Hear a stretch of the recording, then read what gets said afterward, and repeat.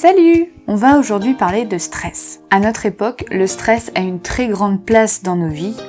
Heureusement et malheureusement, tout d'abord, qu'est-ce que le stress? Le stress à la base est une chose utile et nécessaire pour nous, sinon il n'existerait pas, tout simplement. C'est cette petite frayeur qui va provoquer une poussée d'adrénaline et qui va vous pousser à agir très vite, dans l'instant. Par exemple, quand vous êtes dans une situation de danger, vous allez avoir un petit stress comme ça qui va vous pousser à agir et à courir, par exemple, si vous vous retrouvez face à un ours. Le stress naturel est donc quelque chose d'utile et il faut savoir l'accueillir. Ça va déclencher de l'adrénaline dans votre corps, comme j'ai dit juste avant, et cette adrénaline, ça va justement décupler vos forces physiques, vos forces mentales. L'adrénaline peut aussi être provoquée quand vous êtes dans une situation grisante ou excitante, ou quand vous faites des manèges à sensations. Bon, il y a un petit peu de peur aussi derrière ça, mais l'adrénaline peut être provoquée dans des situations confortables, comme des situations inconfortables. Par contre, le fait que vos forces soient décuplées comme ça grâce à l'adrénaline pompe énormément de votre énergie et c'est très coûteux pour votre corps, donc c'est pas quelque chose qui doit être fait à long terme. Et c'est ce dont on va parler, c'est quand le stress est là au quotidien, quand il vous ronge, quand il vous bloque, quand il vous freine, le stress excessif. Et non pas le petit stress comme ça qui arrive de temps en temps et qui est utile, là c'est vraiment du stress chronique. Et la définition de ce stress, c'est une force ou une influence contraignante, c'est-à-dire les événements ou les agressions qui vont exercer une influence sur notre psychisme et même encore sur notre organisme. L'adrénaline, la cortisol, la dopamine, la sérotonine et l'endorphine sont provoquées par le stress. Et tout ça, à long terme, c'est pas forcément bon. Sans rentrer trop dans les détails, ça favorise certaines maladies, certains problèmes de santé. Je vous mets plein de liens dans la description où j'ai été chercher un petit peu toutes mes sources. Il y a beaucoup plus de détails sur le sujet dans ces liens et donc vous pouvez tout à fait aller voir. J'ai également une autre source dont je mets le titre dans la barre de description ainsi que l'auteur. C'est un livre du docteur Marc Zaffran. Et en fait, c'est le stress et ses conséquences. Et il est vachement bien, je m'en suis pas mal inspirée aussi pour l'intro de cette vidéo. Donc le stress. Le mot stress est apparu en France seulement en 1950. Avant ça, on ne reconnaissait pas le stress. Et c'est là aussi qu'on a commencé à parler de facteurs de stress, c'est-à-dire ce qui est à l'origine de conflits psychologiques et de maladies psychosomatiques. Je vous apprends donc que le stress n'est pas un trait de caractère.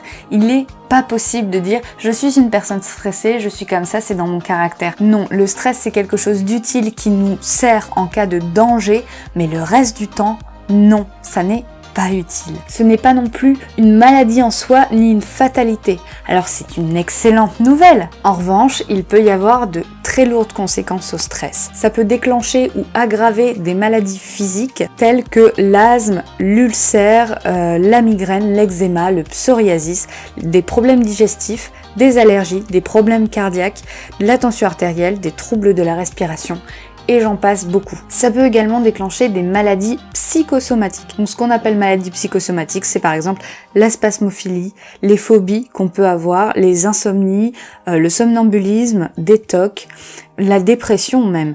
La dépression c'est un petit peu plus général. Quand on est en dépression en général, on a un petit peu plusieurs de ces troubles et le stress peut être à l'origine de la dépression. Les symptômes du stress maintenant. Comment est-ce que le stress se manifeste?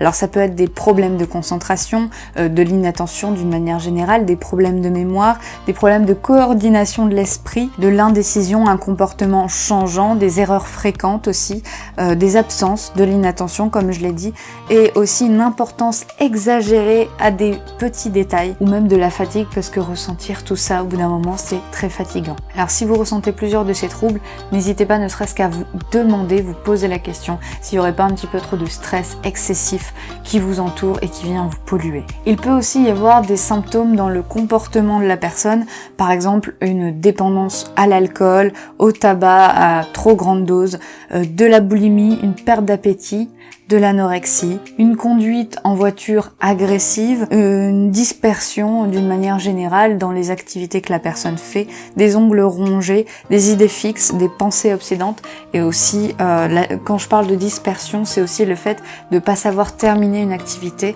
commencer plein de choses et ne rien savoir finir et toujours avoir des choses inachevées, ce qui peut être facteur de stress. Au travail, par exemple, des menaces de licenciement, une rivalité, une concurrence entre collègues, des délais trop courts à respecter, un problème de communication, des tensions dans le service, l'entreprise qui fait faillite, du matériel inadapté, des conditions de travail déplorables, une mauvaise ambiance, un éclairage, un confort qui ne sont pas adaptés et qui ne sont pas bons. À la maison, ça peut être des cris. Alors oui, le cri, ça favorise le stress. Quand quelqu'un crie, quand quelqu'un vous parle fort en criant, ça peut favoriser le stress.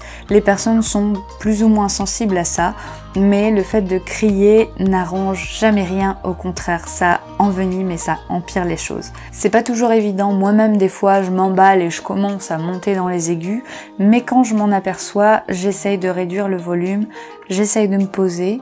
Voilà, on est bien, on est tranquille.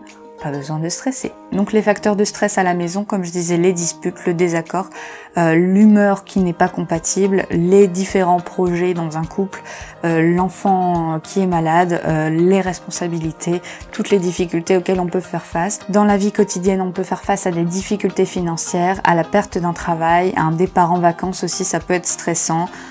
Je comprends pas qu'on puisse stresser quand on part se détendre. Bref, on y reviendra plus tard. La solitude aussi, ça peut être facteur de stress. La maladie, un décès, un deuil, un divorce, un événement aussi catastrophique comme les catastrophes naturelles, les attentats, ça, faites très attention. Forcément, ça nous stresse, ça nous touche, c'est normal. Par contre, attention à ne pas stresser excessivement, ne pas devenir parano, ne pas céder à la panique. Et attention aussi aux médias qui ont tendance à alimenter cette peur, à alimenter ce stress, essayer de décrocher un petit peu de tout ça. La télé, ça nous met dans la tête des idées, hein. Il y a des moments, à force de nous rabâcher tous les jours les mêmes choses, on a tendance à finir par les croire. Donc attention vraiment à ne pas vous laisser influencer par ça. Prenez soin de vous, soyez heureux et surtout n'oubliez pas, le but de notre existence, c'est d'apprendre et d'évoluer constamment.